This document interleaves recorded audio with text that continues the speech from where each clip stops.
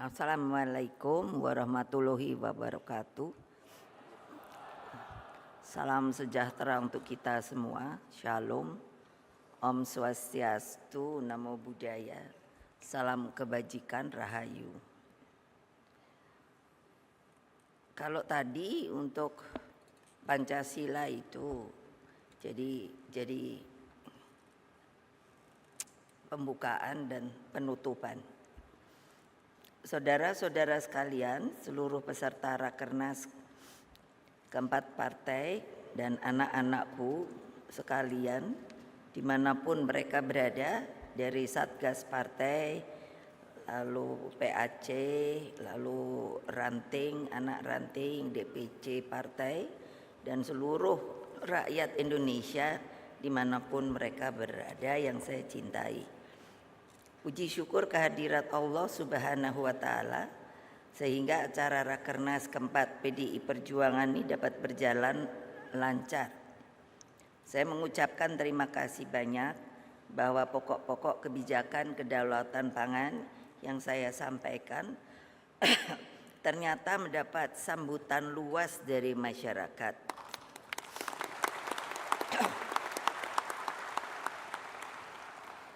Bagi PDI Perjuangan, seluruh kebijakan kedaulatan pangan merupakan seperti yang saya sebut kemarin itu adalah suatu perjuangan ideologis. Jadi bukan teknokratis, dijabarkan secara teknokratik melalui visi teknis dan bermuara pada peningkatan harkat dan martabat petani, nelayan, dan produsen pangan lainnya. Konsepsi PDI Perjuangan yang dinyatakan dalam manifesto kedaulatan pangan tersebut, di tingkat implementasinya ada beberapa hal yang sudah bisa kita jalankan. Tekad untuk tidak melakukan konversi lahan subur misalnya dapat atau amat segera dapat dilakukan oleh para kepala daerah dan anggota legislatif partai, juga seluruh anggota partai.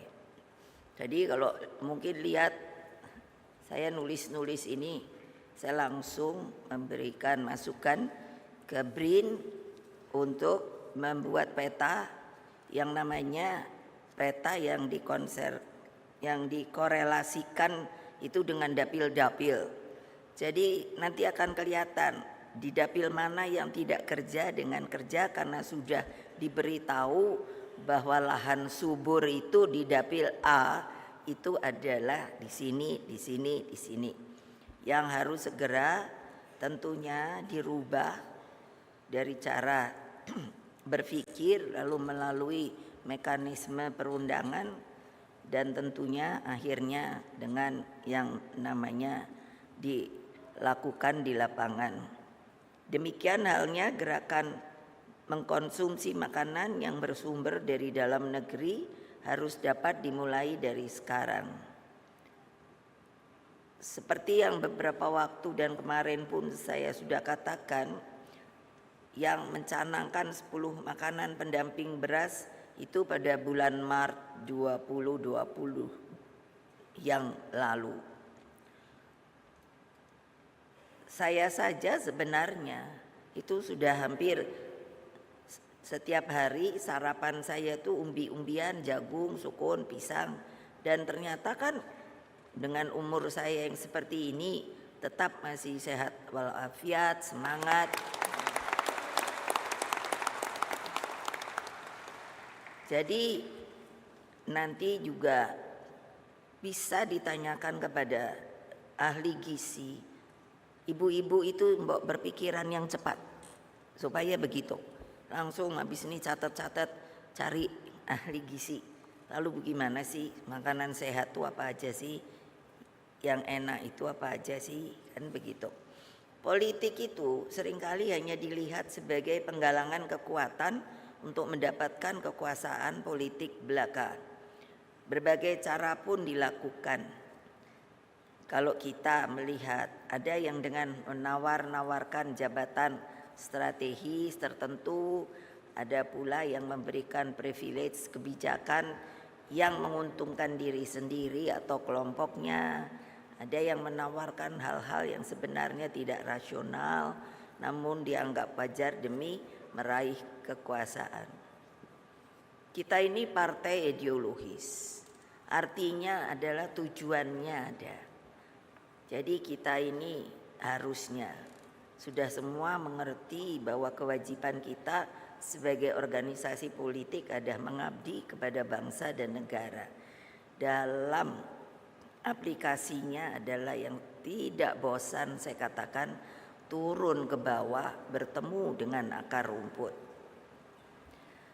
Tetapi kalau yang dilihat sekarang, apa yang terjadi saat ini barangkali sudah dianggap lumrah dengan berbagai pembenaran seperti yang saya suka dengar itu tidak ada makan siang gratis. Padahal kita sendiri kalau bisa nanam di sebidang tanah kita saja sebetulnya itu bisa menghasilkan hal-hal yang sangat dibutuhkan. Seperti saya di kebun rumah saya nanam cabai. Nah, pohon saya hitung itu. Cabai rawit umpamanya 3 batang saben hari, karena itu kan berbuah, ada yang matang, ada yang ini. Nanti kan dibilang kok ibu detail amat. Loh, itu hitungan ibu rumah tangga loh. Kalau diambil 1 hari dari 3 pohon itu, kita bisa tetap bikin sambal. Coba saja deh tanam. Sekiranya hal ini menjadi kultur, maka politik akan melahirkan distrust. Distrust itu krisis kepercayaan. Nah, ini bagaimana kita apakah juga mau menjadi sebuah organisasi partai politik yang demikian. Namun hal yang paling membahayakan adalah ketika politik itu kehilangan jiwa spiritualnya, rohnya, roh penggerak berupa dedikasi tulus pada rakyat, bangsa dan negara.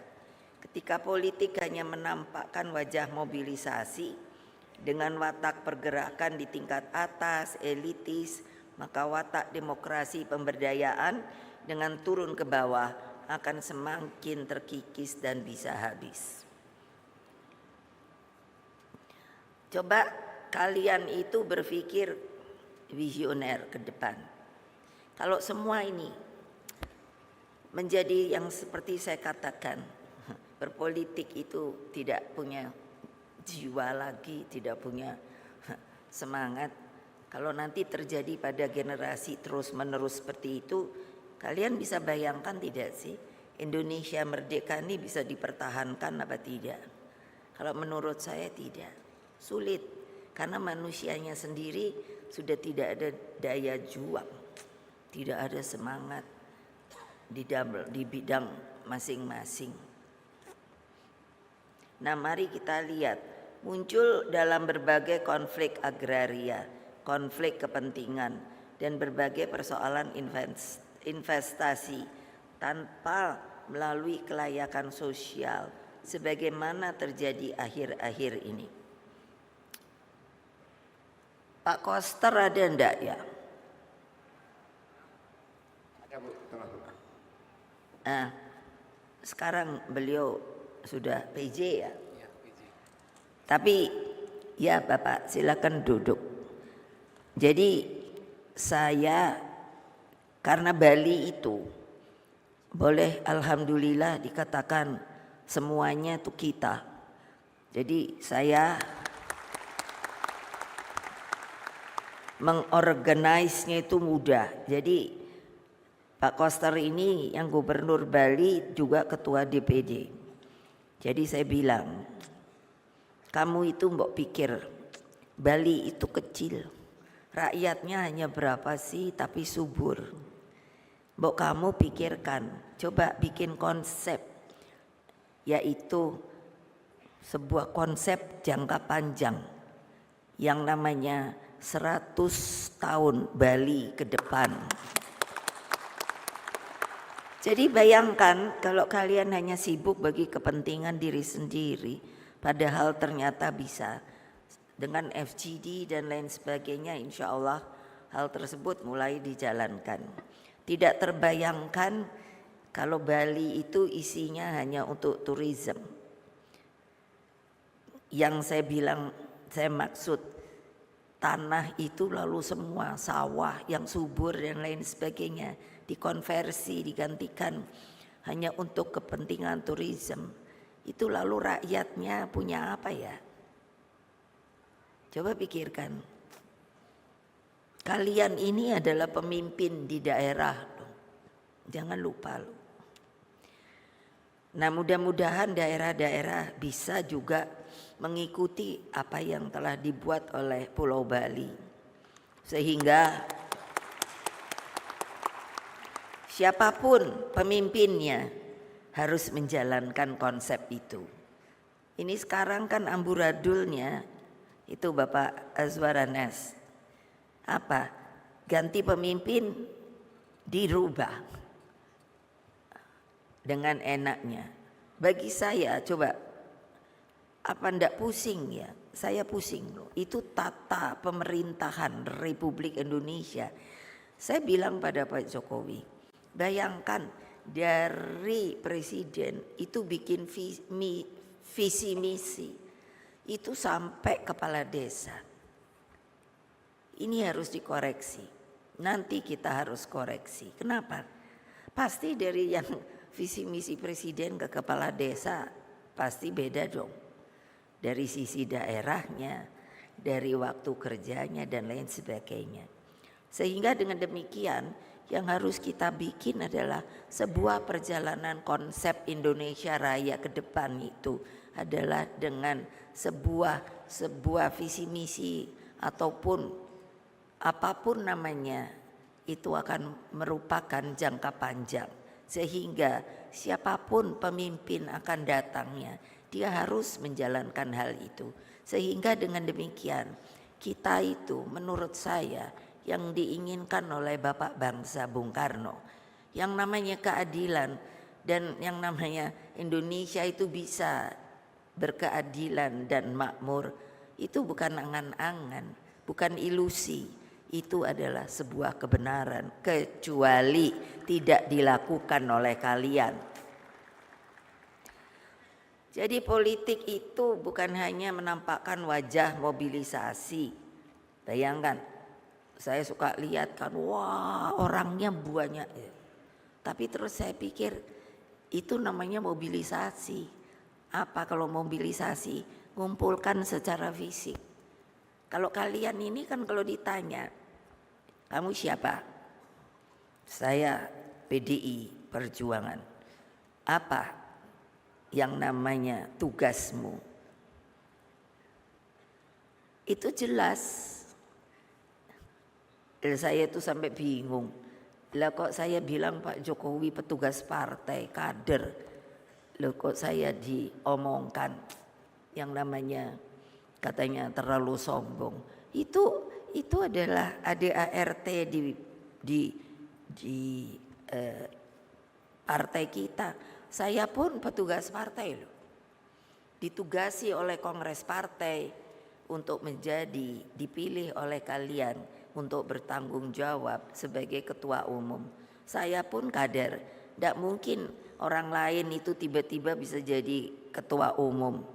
Karena terus siapa yang mau milih kalau tiba-tiba orang luar yang dipilih itu, dan itu melanggar ADART. Nah bayangkan kok kita tidak diberi kesempatan untuk menerangkan hal ini. Jadi padahal dengan demikian sering kontradiktif. Ada yang mengatakan presiden itu dipilih oleh rakyat.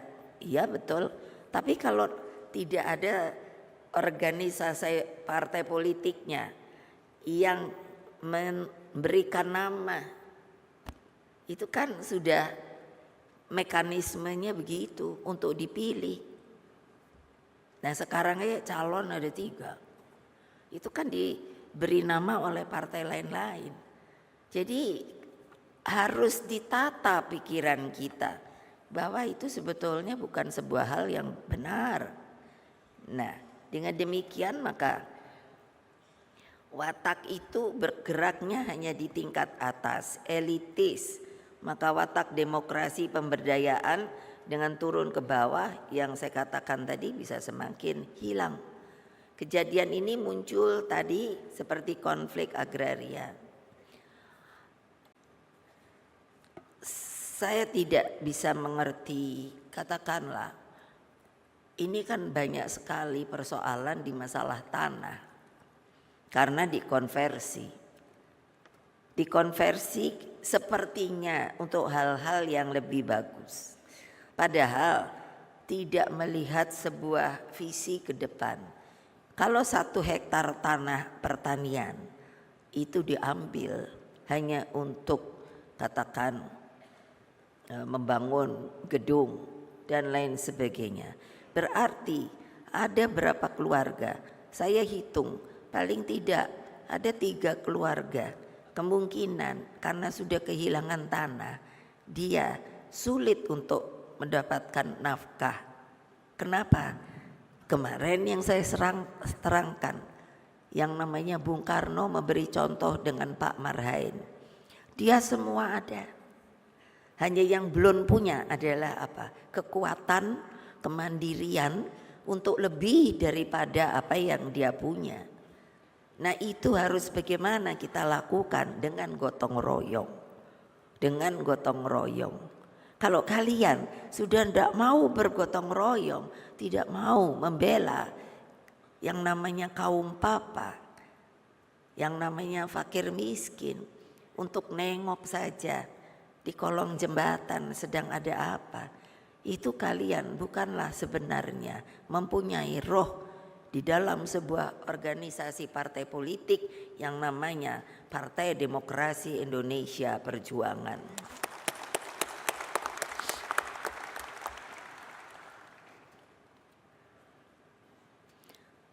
Jadi memang saya bangun PDI Perjuangan itu sebagai partai rakyat dan juga untuk menjadi partai pelopor. Partai pelopor itu apa sih? Partai pelopor itu punya semangat juang. Dia bisa semua. Dia mampu menolong rakyat. Dia bisa kalau digerakkan, diorganize, bukan dimobilisasi, bukan dikonsolidasi. Itu 3 kata yang berbeda. Itu bisa, sangat bisa. Itu maka bisa tidak terjadi yang namanya mengubah watak politik transaksional tersebut. Rakernas 4 kali ini mengungkapkan kehendak terdalam partai agar selalu setia pada sumbernya. Siapa sih sumbernya? Ya rakyat. Kalian apakah bisa akan jadi legislatif? Ini mau tarung. Siapa yang akan memilih? Rakyat. Eksekutif, tarung, siapa yang memilih? Rakyat. Terus kalian gak mau dekat dengan rakyat, terus kalian mau apa? Coba pikirkan.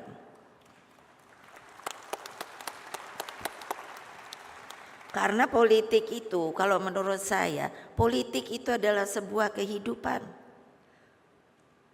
Saya berbicara dengan seniman waktu ke Jogja, diundang ke Omah Petruk, bertemu dengan para seniman seniwati yang mengeluh karena ruang mereka untuk berkarya, untuk menunjukkan seni tari kita, tradisional kita itu sudah semakin sepertinya tersisihkan. Kalian itu sebenarnya yang harus membela mereka, membuka cakrawala berpikir mereka, membuat tempat.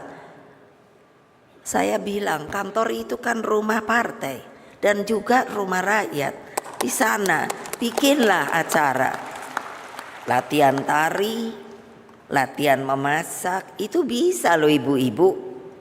Rapat kan tidak tiap jam.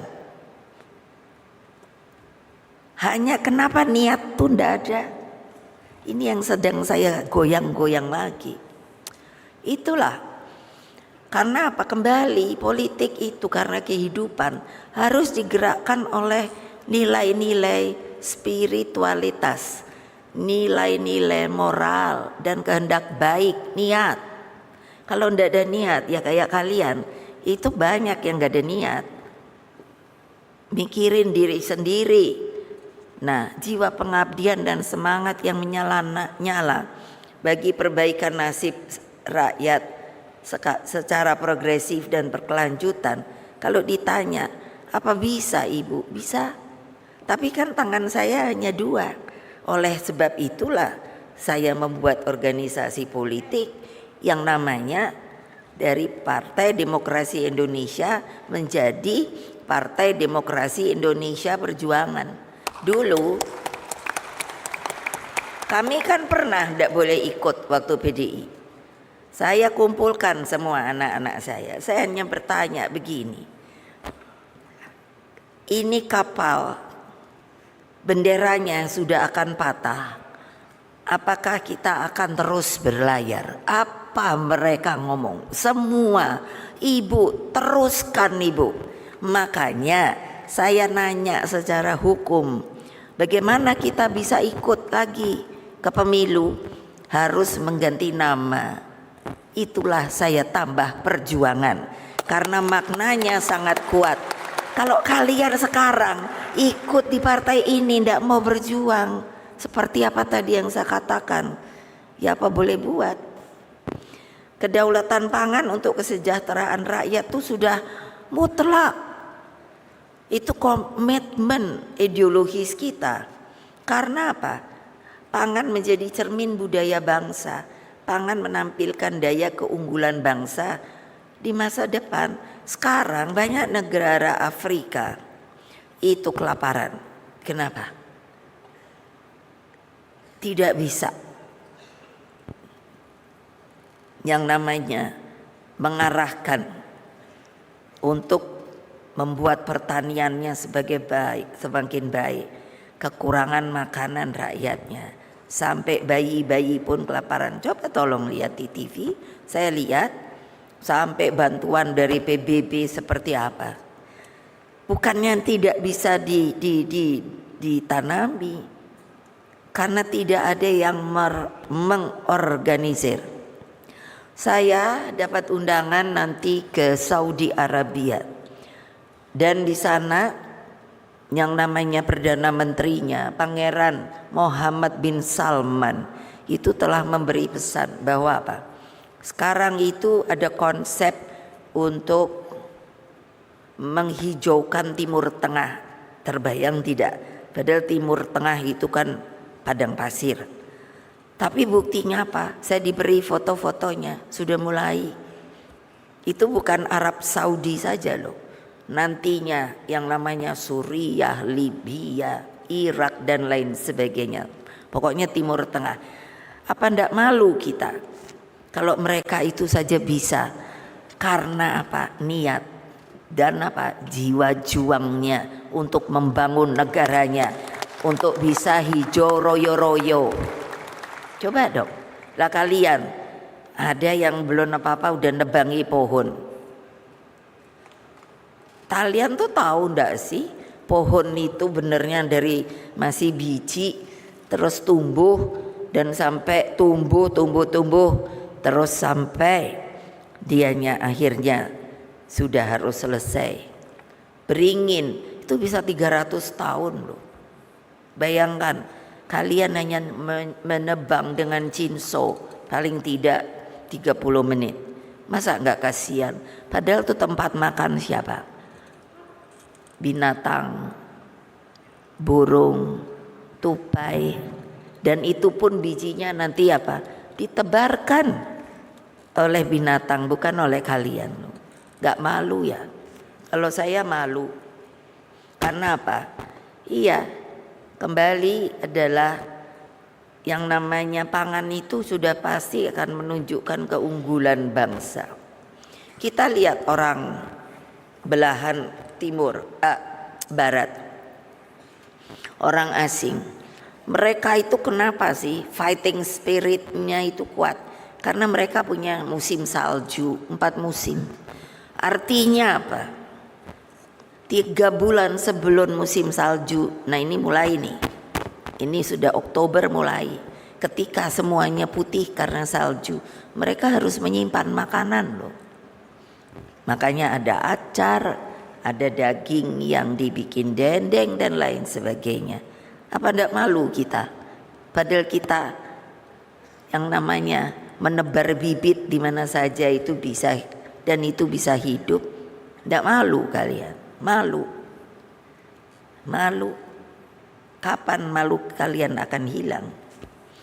Nah, karena itu tangkap yang namanya seluruh spirit kehendak dan tekad untuk berdiri di atas kaki sendiri dalam mencukupi kebutuhan pangan. Kesemuanya harus dimulai dari pelakunya, petani, nelayan beserta produsen pangan lainnya. Tolonglah petani, kalian kalau ada gelar insinyur pertanian, tidak perlu lagi disuruh-suruh. Pergilah ke petani. Kamu sebetulnya tahu enggak sih yang namanya kalau pakai pupuk urea, ini pertanyaan pada petani, itu tidak bagus karena ada kimiawinya, apalagi kalau dipakainya terlalu berlebihan. Itu perlu loh. Mereka perlu disuluh. Suluh itu kan seperti api yang apa? Seperti apa itu? Kalau obor itu kan dijadikan suluh. Kalau ndak ada obor itu, kalau gelap-gelap kan mesti ngikuti itu namanya suluh. Makanya ada penyuluh sehingga dia bisa mengerti. Lah kalau apa, ndak malu? Saya dibuat oleh Pak Jokowi sebagai ketua Dewan Pengarah Badan Riset Inovasi Nasional. Coba saya udah ngomong gini-gini, kalian yang harus mengerjakan udah nggak mau mengerjakan. Aneh kalau buat saya. Seluruh konsepsi kedaulatan pangan yang telah kita bahas berhari-hari ini harus mampu menampilkan positioning baru, yakni pangan plus. Artinya jangan bisa nanti itu Mbak Ita, coba Mbak bikin hamburger itu rotinya itu aja dari gandum, bisa yo enak kok. Seperti mie, jangan jadi dengan terigu. Iya, sudah ada kok. Di mana ya? Kok saya lupa. Saya diberi mie yang dibuat dari ubi jalar. Ada. Di Semarang ada. Lah iya toh. Nah itu ada yang teriak porang-porang. Iya betul lah, banyak 10 itu. Kalau kita mau bisa dijadikan hilirisasi produk makanan ke depan. Lah tapi ya gitu, mau enaknya sendiri. Nah artinya plus kehandalan bibit dan benihnya. Coba seperti Pak Surono Danu, saya itu kenal dari zaman PDI loh. Ya nongkrong di tempat dia tuh karena petani. Terus dia bilang, Bu kalau saya cari varietas baru boleh ndak? Oh boleh banget. Lah kamu tapi apa ngerti genetika? Ya insya Allah saya otodidak. Lah monggo. Nah sekarang berhasil. Apa itu? Kemauan, tekad. Nah kalian coba, aduh gawat. Nah seperti kemarin ada pameran, melihat saya alhamdulillah, saya bilang Bapak Ganjar, tuh kan cerewet saya dari dulu akhirnya berhasil. Karena dulu waktu saya jadi DPR Jawa Tengah itu melihat Rawapening itu kan tertutup sama enceng gondok. Lah saya bilang orang ini bermanfaat. Kalau diambil bisa jadi kompos. Kalau dengan sedikit teknologi, kemarin saya lihat bagus-bagus, bisa kursi, bisa tempat cermin. Itu kreativitas saudara-saudara. Di otak kita ini ada itu. Diberi Allah Subhanahu wa ta'ala. Itu kepintaran pada manusia. Kita tuh beda dengan makhluk lainnya. Kalau tidak digunakan lalu buat apa? Nah itu yang saya suka bingung. Loh tadi kan saya bilang, saya sendiri bingung. Saya ini tidak boleh, bukan bodoh, tapi tidak boleh kuliah. Banyak yang nggak boleh kuliah, termasuk saya, kakak saya, adik saya. Saya sendiri bingung. Lu alasan tidak boleh kuliah kenapa? Mau jadi orang pintar tidak boleh. Karena apa? Karena anaknya Bung Karno. Lucu ya. Terus apa? Bapak saya hanya bilang, kamu punya ini, gunakan ini. Otodidak, cari pengetahuan di mana saja. Sekarang ini sudah ada YouTube, Google dan lain sebagainya. Tinggal buka, dek. Nah, kok nggak belajar dari situ sih? Coba, manfaatnya luar biasa. Jadi mau dikemanakan? Itu yang saya sedih. Loh, saya suka pikir bapak saya, apa nggak mikir ya dulu bahwa setelah merdeka itu ada efek samping juga yang negatif. Orang lalu rasa kenyamanannya sudah makin besar. Ya udah orang udah merdeka ya udah, masa nggak boleh? Kamu nggak bisa mikir kalau suatu saat kita dijajah. Siapa sih yang mikir kalau Rusia berani nyerang Ukraina? Orang Ukraina tuh kecil. Tapi kenapa? Itu geopolitik. Kenapa? Itu nutupi pintu gerbang masuk Rusia. Tahukah kalian kalau kalian orang politik? Ayo. Ya, gitu loh. Iya, jadi harus ada terapan yang namanya on farm, off farm. Nanti cari sendiri. Itu artinya apa? Jadi infrastruktur pertaniannya dan yang terpenting kesejahteraan petani dan nelayannya. Apa enggak sian ya kalau ngelihat nelayan? Kan saya ya gitu orangnya. Kemana-mana waktu DPR, kenapa saya terpilih terus? Karena ya gitu, ke nelayan nongkrong, ke tempat lelang ikan, baunya saya jadi badannya kayak ikan, dipeluk-peluk sama ibu-ibu yang apa itu jualan ikan untuk lelang.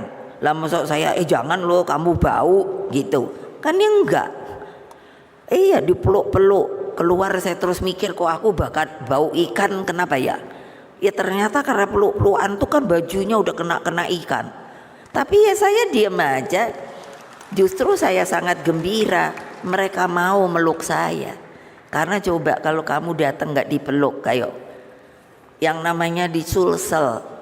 Saya cuman terus bismillah mana sulsel. Itu dulu banyak yang namanya kena lepra.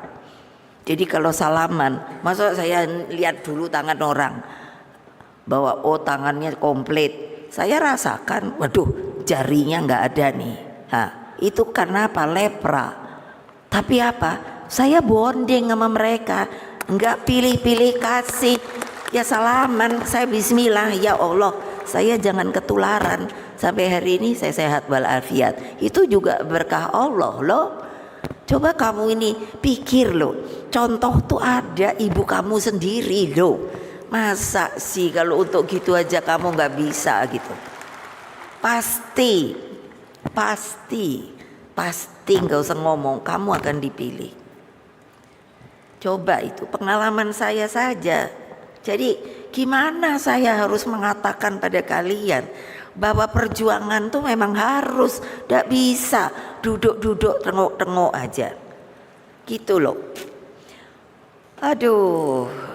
Jadi PDI Perjuangan memperkuat arus politik pada suatu hal yang lebih hakiki, yang berkaitan dengan seluruh kehendak untuk memajukan negeri. Lah kalau anak stunting ribut saya urusan stunting, mengingatkan itu beban loh, beban kalian mau sekolah karena ininya IQ-nya udah tinggi, terus mau disekolahkan di mana? Di tempat sekolah anak ini cacat. Ayo, Saya kagum banget. Sekarang ini lagi populer kan, ada siapa namanya? Seorang penyanyi yang matanya itu tidak bisa melihat. Siapa? Itu kan artinya kamu mestinya malu sama dia. Itu semangat juang dia. Coba. Ini kamu komplit. Tapi senengannya ngono. Coba. Aduh saya sampai nangis-nangis ketika dianya apa? Di mana namanya? Itu yang di luar negeri itu loh. Ya opolah ya gitu. Perlombaan. Sampai jurinya itu semua bangun empat-empatnya langsung tet. Artinya sama semua. Karena apa? Lah orang seperti itu nuwun sewu bisa mau dan dia bisa sampai masuk ke dalam sebuah arena luar negeri, buat saya luar biasa. Coba dong. Terus kalian ibu-ibu yang seperti saya bilang, terus anaknya stunting, pusing saya. Mau masuk angkatan gak bisa. Karena anak stunting tuh mungkin kira-kira mungkin paling tinggi 140 kali ya. Ayo, coba. Dan dia sendiri kasihan loh. Bisa sampai rendah diri loh. Kalian apa gak mikir ya? Itu keturunan kalian loh. Tolong, itu harus diberi apa? Ini makanan yang sehat yang lagi kita bicarakan. Jadi gimana ibu-ibu tuh ngomong, masuk kampung, keluar kampung, ngajari ibu-ibu, bu salah bu kalau cara kayak gini, gitu. Wes rambutnya ku diikat wae di sini, wes gitu baik, gitulah.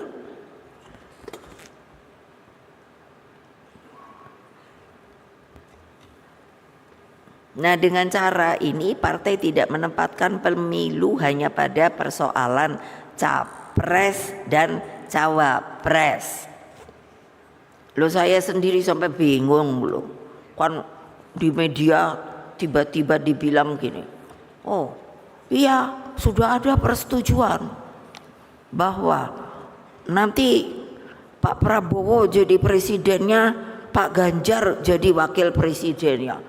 Aku terus di rumah melongo bae. Ini yang ngomong ki sopo yo? Lah aku kok ketua umumnya malah nggak ngerti. Coba wes nggak usah didengerin. Lo kok enak banget gitu loh, gatok-gatok kan. Nah, kamu mau nggak? Kalau bukan kalau ada cewek cakep, ada laki ganteng, tapi nggak sama-sama tune in, terus mau digatok-gatokkan gitu. Ayo, padahal yang perempuan udah punya pacar, yang laki udah punya pacar. Ayo, mau apa enggak? Tapi nggak semua ngomong, berarti ada yang mau. Payah anak buah saya. Aduh, gawat. Jadi apa sih urusannya? Lo kok bingung karepe dhewe ya? Lo saya kan nggak bingung. Ya udah. Lo saya kenapa? Bukannya lalu sombong enggak? Karena diberi oleh Kongres Partai sebagai petugas ketua umum untuk mendapatkan hak prerogatif. Jadi ngapain saya ngomong sama orang? Itu kan lagi nggak punya hak prerogatif lagi. Kenapa diberikan kepada saya? Karena orang yang memberikan hak prerogatif itu sangat tahu bahwa ibu pasti akan memilih yang benar. Nah,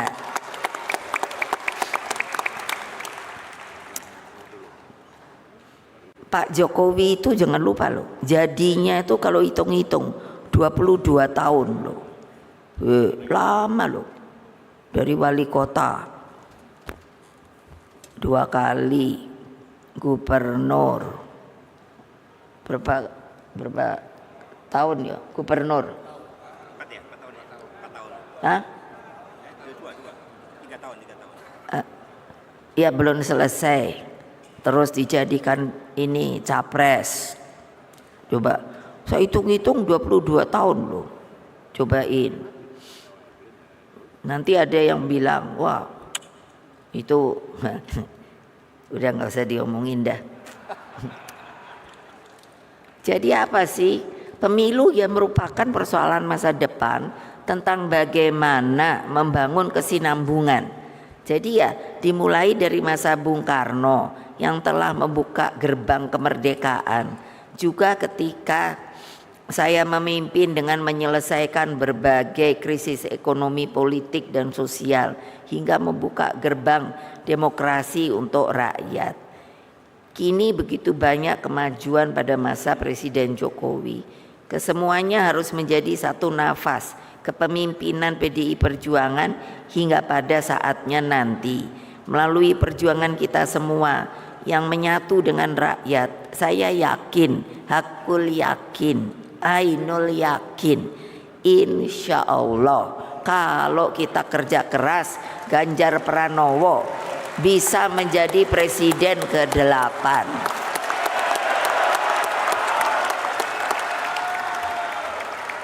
Ya tapi kerja dong. Tanpa kesinambungan kepemimpinan di atas, maka politik hanya menjadi impian, irama kepentingan. Bayangkan loh, umpamanya aku nonton apa yo dangdut. Jadi itu kan impian kan. Terus pura-puranya saya jadi penyanyi dangdutnya gitu. Cocok nggak ibu kalau jadi penyanyi dangdut? Nah.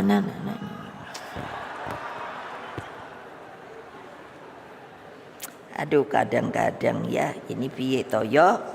Tar dulu. Terus tanpa desain masa depan. Itu kan kita kalau jadi pemimpin supaya tahu siapa aja boleh kok kalau mau jadi presiden. Persoalannya jangan mikirin haknya, tapi kewajibannya sebagai seorang pemimpin dari sebuah bangsa negara yang merdeka, berdaulat dan bebas aktif. Gitu loh. Lah kalau piye yo. Tapi ini banyak wartawan sih, jadi saya nggak bisa ngomong bebas. Soalnya kata Mas Nanan Mbak Puan, saya sudah diindoktrinasi. Tapi saya nggak mau kasih tahu, gitu. Jadi politik itu tanpa kesinambungan ibarat dansa, itu yang saya gampang jadikan sebuah simbol. Jadi kadang maju, kadang mundur, kadang berputar. Jadi sesuai selera. Makanya disinilah kembali saya tegaskan betapa pentingnya yang namanya Bung Karno itu membuat konsepsi pembangunan ala Bung Karno. Itu melintas waktu dari 25, 50 tahun sampai 100 tahun akan datang. Itu visioner sekali. Yang namanya pola pembangunan nasional semesta dan berencana. Saya tuh herannya gini, secara politik kenapa ini nggak dipakai lagi? Padahal yang bikin tuh 600 doktor, bukan dokter loh. Terus bukunya ku sakmene loh. Setelah saya suruh sekjen pisah-pisah dengan setiap bidang itu sampai 17 ya. 17. Jadi umpamanya ini bidang pangan gitu. Lah ini kok nggak dipakai? Aneh. Ini kan kita salah sendiri loh. Padahal Bung Karno, saya tuh suka mikir gini, ini rakyat Indonesia ku bener piye to yo. Bung Karno dulu diperlakukan seperti itu oleh Pak Harto. Ya habis Pak Harto presidennya diisolasi. Lah saya aja jadi bingung, nggak ada sehelai kertas pun. Dia tuh opo, hanya nggak boleh kemana-mana, gitu aja. Coba bayangkan. Tapi beliau itu ngerti nggak? Karena semangat juang, menerima hal itu dengan konsekuen. Saya tuh bilang, bapak tuh kok nerima aja sih dikituin, nggak ada pernyataan Hukuman apa? Gak ada loh. Kan mestinya lewat pengadilan. Coba dong pikirin. Gak ada. Dikelelerin gitu aja. Ayo. Tapi kenapa? Karena cinta pada bangsa dan rakyatnya. Dan beliau yang memerdekakan kita. Beliau tuh hanya takutnya apa? Kalau beliau nggak nerima, kalau terjadi perang saudara mau apa? Ayo, ini politik loh. Saya nggak main sentimen loh. Ini politik loh. Saya ngelihat loh. Oh begitu ya, seorang pemimpin, seorang leader yang dia punya hak dan kewajiban itu digunakan buat siapa? Buat bangsa, buat negaranya. Kalau lihat pemimpin bukan di sini, saya lihat saya kan diajak bapak saya, wah ketemu di banyak negara itu, wah menurut saya kalibernya malah mungkin gini. Nah seperti saya ketemu di Amerika Presiden Kennedy, waduh udah ganteng, udah pinter, saya pikir nah ini baru Amerika gitu.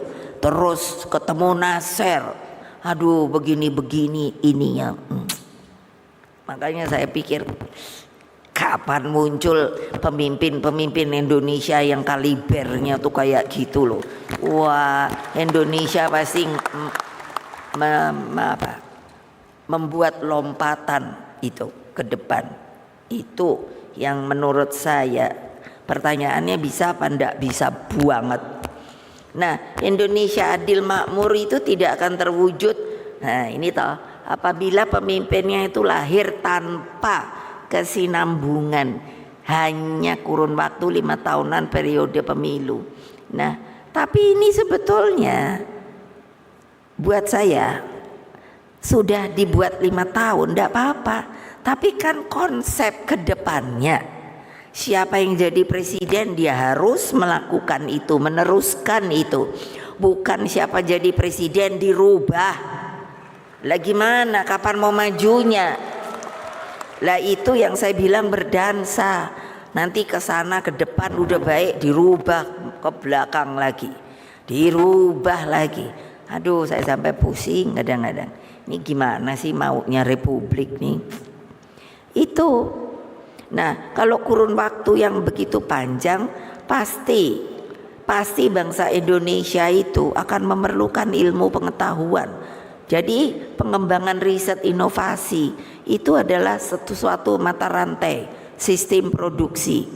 Jadi dari bahan mentah yang begitu banyak kita miliki menjadi sistem produksi yang bernilai tambah melalui hilirisasi. Saya tuh gampang loh ngajarinya. Semua itu saya bilang di dalam memecahkan persoalan tuh lihat hulu, lihat hilir. Dan di hulu hilir tuh kayak kalung, dibuat mata rantai. Nah, yang maunya saya mata rantai hulu hilir tuh harusnya pendek. Tetapi kadang-kadang di mata rantai itu ada namanya problem, kesulitan, kekurangan. Nah, ini kan yang harus dibuang. Sehingga kalung itu jadi cuman segini. Nah siapa yang mengerjakan? Kalian loh. Kalian loh. Untuk mengatakannya kepada siapa? Kepada rakyat loh. Lah petani saja. Coba. Itu yang saya tadi bilang. Urea itu harus dengan dosis.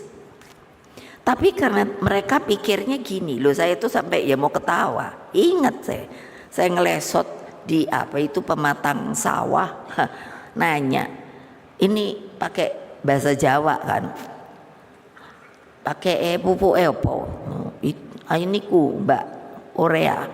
Jangan, kalau urea itu kalau kebanyakan nanti tanamannya pada mati. Buatan saya dibantah. Lah kalau orang makan aja banyak tambah gemuk loh bu. Lah masa ini kalau ureanya ditambahin nanti tanamannya nggak gemuk. Loh itu pikiran sederhana loh dari petani yang kamu mestinya ajari gitu loh. Nelayan coba kalau ditanya ini kamu mau apa? Kayak ke Cirebon gitu. Kamu mau apa namanya? Mau nangkap ikan. Ikan apa yang kamu mau tangkap? Ya belum tahu, Mbak. Loh kok belum tahu?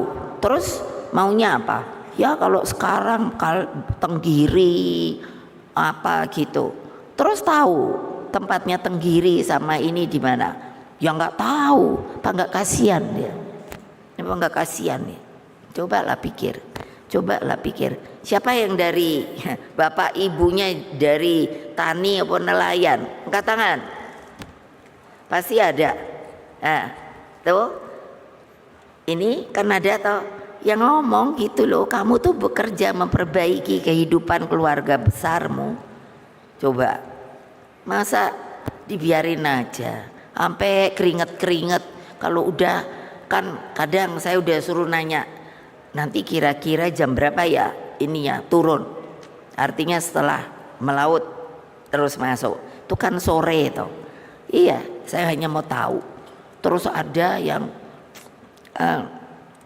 dapat gitu. Saya nanya, boten Mbak. Itu kan udah buang ongkos transport. Itu sederhana yang kamu tuh benernya dengan kreativitas ini, itu bisa kamu bantu mereka. Pasti milih kalian. Coba aja dah. Kalau nggak gitu yang mana mau mereka, ngapain dia nggak nolongin. Lalu apa saudara-saudara sekalian, yaitu mengangkat harkat martabat rakyat agar Indonesia tuh hadir, yaitu sebagai bangsa pelopor maju disegani dunia internasional. Itu tugasnya patriotik partai. Patriotik tahu enggak? Yaitu punya semangat gitu, semangat juang patriot.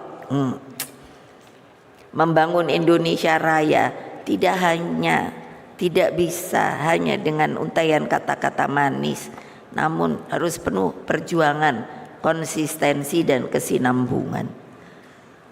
Ini yang saya jadikan tagline adalah fakir miskin diambil diurus oleh negara. Itu betul-betul kalimat Undang-Undang Dasar Republik Indonesia. Kalau ada yang bantah, dia nggak ngerti ketatanegaraan Republik Indonesia ini.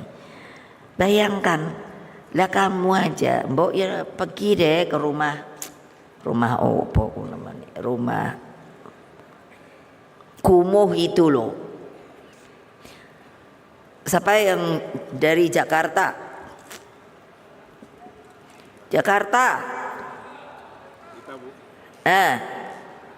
Udah pernah liwat ke Gang Senggol apa belum ya?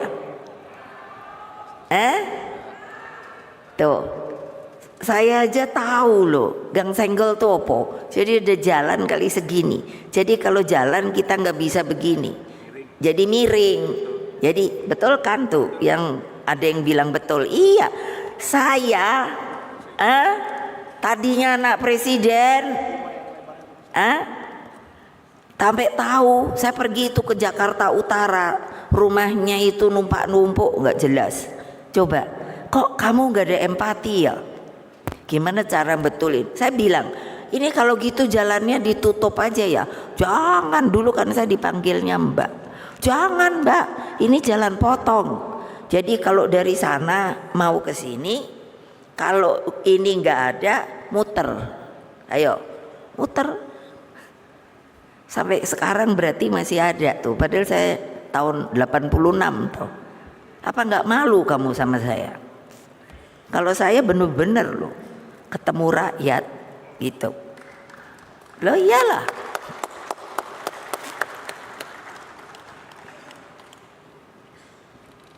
Jadi PDI Perjuangan tuh maunya jadinya opot, partai yang menyatukan ide dan praktek. Jadi kan saya yang membuat ide, memberikan ide pada kalian, lalu saya suruh kamu yang praktekkan. Nah, saya melihat, lalu antara gagasan masa depan dan realitas yang dicapai hari demi hari yang membawa kemanfaatan bagi kemajuan negeri. Menurut saya kadang-kadang sedih saya. Kita ini dibilang lumbung pangan dunia, banyak yang bilang gitu. Buang makan jeruk ada bijinya, jadi. Loh tapi kok sampai seperti yang kemarin juga saya katakan harga-harga bisa naik. Itu kan sebetulnya sebuah refleksi masa lalu. Sekarang udah nggak bisa begitu. Tapi apa? Harus kerja keras. Kalau enggak, sudahlah. Dari yang membawa kemanfaatan bagi kemajuan negeri, semua harus bergerak sinergis dan seirama. Dari hulunya dengan membangun kualitas manusia Indonesia sehebat-hebatnya, dan di tengahnya dengan sistem sosial politik kemasyarakatan yang menandakan Indonesia sebagai bangsa produktif, unggul dan berdaya guna. Saya pernah diterima paus di Vatikan. Itu tentaranya itu namanya Garda Swiss. Jadi diambil itu dari Swiss. Tahu nggak tingginya berapa? 2 meteran. Wah, jadi tinggi gitu. Jadi waktu komandannya itu kan mau saya suruh hormat gitu loh, pakai bahasa sana, tapi saya sudah diterangkan. Nanti dia ngomong terus kalau sudah dia hormat pakai pedang gini. Lah saya kebayang nggak? Saya 157, jadi 2 meter gini, sayanya ke sini. Terus dia hormatnya kan berarti ke sono no, bukan ke saya no, karena ndak boleh nunduk gini kan, karena dia pakai ini apa? Topinya tingginya aja segini bulu-bulu. Saya sebetulnya mau ketawa. Ini benernya piye no? Masa dia suruh jongkok?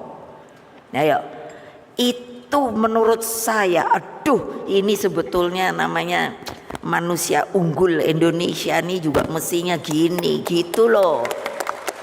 Bukan nyombong-nyombongin. Lah sekarang kena stunting, gimana aku nggak pusing? Untung ada Mbak Ita, bukan nyombongin Mbak Ita. Dia itu orangnya cerewet, cak-cek, cepat ngerti. Nah ditiru gitu loh ibu-ibu. Jangan terus ngiri. Ibu-ibu kan kadang gitu. Ki ibu itu ya, ais, dah. Nggak ada pelajaran yang mau diambil. Saya tuh kan maunya gitu. Cucu saya aja tuh, saya suruh. Ada mungkin mudah-mudahan. Nanti ini 180. Wah keren banget, udah ganteng. Wah banyak yang naksir gitu. Iya tingginya 180. Nah ini lihat anak pendek, aduh aku sini ku pusing tahu nggak. Ki ibu ngopoan bae to. Aduh sedih deh saya. Ya itu kan semuanya harus dibuat supaya peningkatan kualitas hidup manusia Indonesia itu, kemiskinan ekstrim berkurang hingga 0%. Ya kemarin saya bilang, lihat Tiongkok 1,7 miliar bisa mengatakan dengan bangganya kemiskinan itu sudah 0% sampai di tingkat desa. Lah kita cuman katanya 270, kalau sekarang katanya udah mau nambah. Lah itu aja melehek, nggak bisa, masih banyak orang miskin dan lain sebagainya. Saya heran loh, apa nggak ada empati kalian ya? Padahal apa sih namanya, lihat gitu setiap hari apa rame-rame gotong royong, ibu-ibunya bikin makanan, nasi bungkus, terus pergi nyari mereka yang masih hidupnya sederhana. Itu akan diberkahi loh, luar biasa kalau seperti begitu tuh. Bayangkan pendidikannya tuh hebat gitu, aduh. Karena hebat tuh kenapa? IQ-nya tinggi. Saya sudah ngomong loh sama Pak Aswar bahwa nanti di dalam kalau bisa melakukan sebuah perubahan itu harus dicari anak-anak yang IQ tinggi. Supaya apa? Udah pasti dia akan lebih ngerti. Disuruh gininya gitu. Bukannya diskriminasi, tidak. Maunya semua orang Indonesia IQ tinggi. Tapi ya gitu, ibu-ibunya harus belajar makanan apa yang membuat IQ tinggi. Nah, pekerjaan rakyat tersedia, keadilan semakin terasa, semangat untuk maju menjadi sebuah kultur bersama bangsa. Coba bayangkan kalau seperti itu, ibu bisa bayangkan loh, Indonesia itu dalam imajinasi ibu seperti juga yang diimajinasikan Bung Karno, bahwa kita merdeka bukannya menikmati hari ini, tapi itu merupakan jembatan emas ke sana. Itu makanya bisa sampai 100 tahun, 200 tahun, 300 tahun dengan yang namanya generasi barunya itu keren-keren, tinggi, terus kelihatan gitu, matanya bersinar, terus terasa sekali yang mau menjadi pejuang gitu, terus IQ-nya pada tinggi-tinggi. Waduh, aku pikir kapan aku ngalami koyo ngono ya. Ya kalau ibu kali udah di sana lah, gitu loh. Ayo dong, ibu-ibu loh, yang lagi punya anak gadis coba ini angkat tangan. Siapa yang ibu-ibu yang anaknya masih gadis? Diajarin. Nanti kalau ini cari pasangan itu yang tinggi, yang ganteng, terus yang IQ tinggi. Nanti yang keluar produknya pasti juga keren. Udah nggak usah bapak-bapak yang tadi kemarin ibu bilang itu apa tadi ya? Iya, udah nggak usah dah.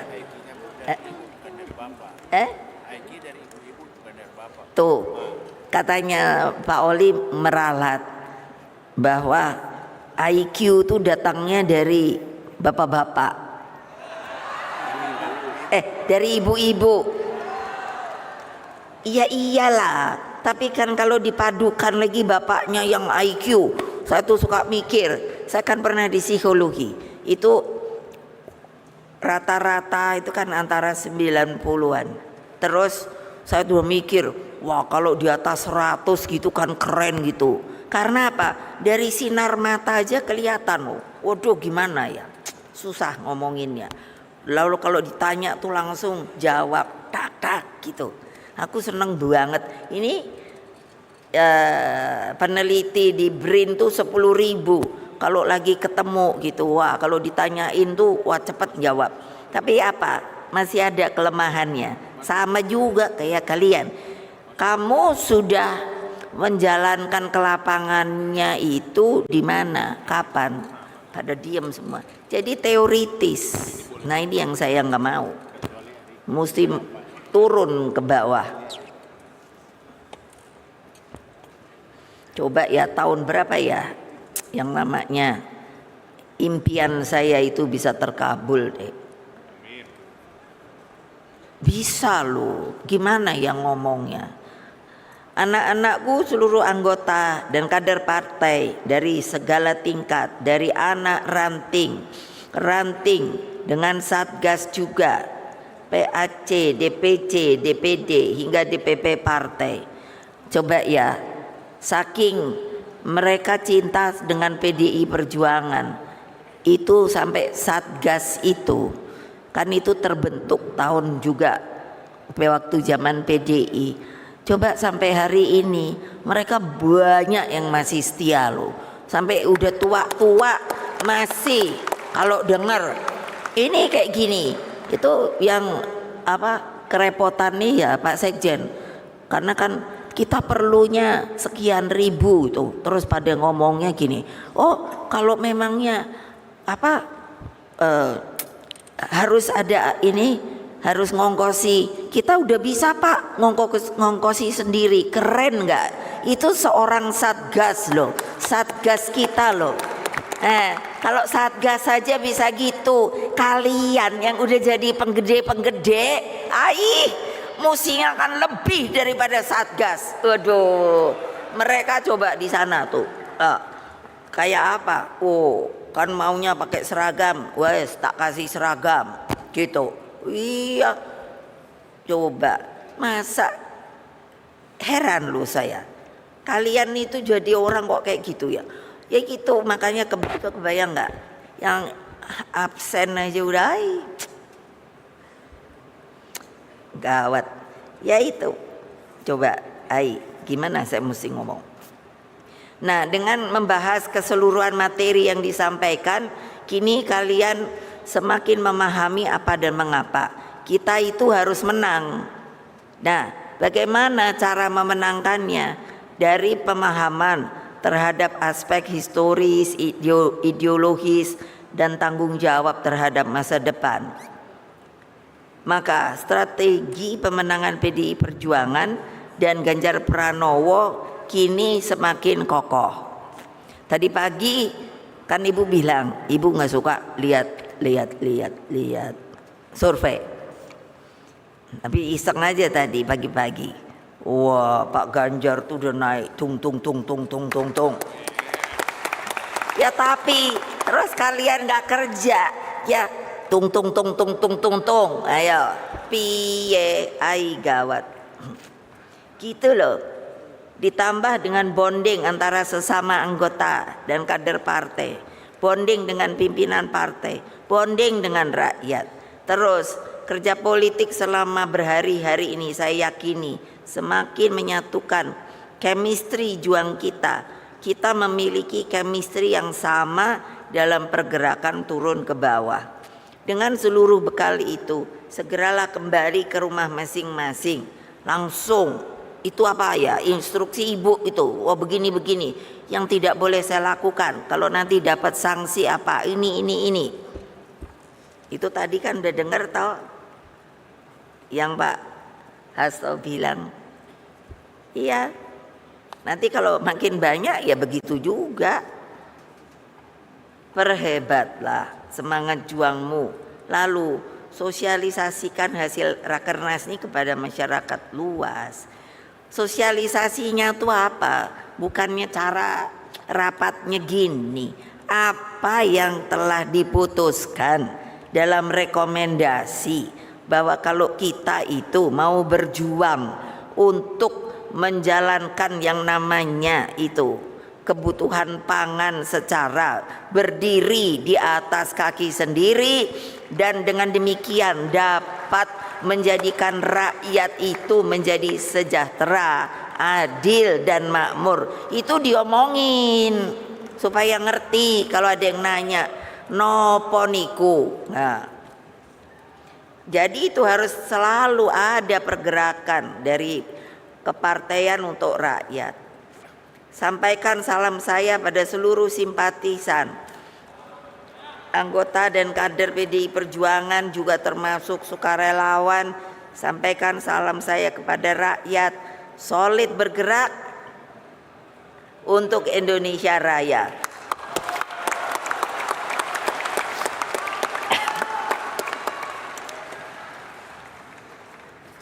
Bersatu kita,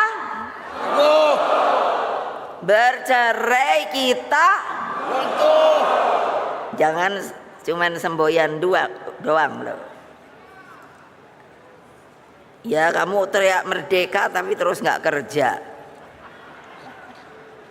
Maka dengan mengucapkan syukur kepada Allah Subhanahu wa Ta'ala, dengan resmi Rapat Kerja Nasional Partai Demokrasi Indonesia Perjuangan keempat saya tutup.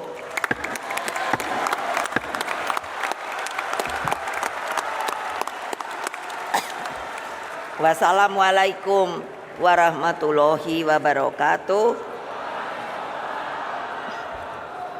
Om Santi, Santi, Santi Om. Salam Pancasila.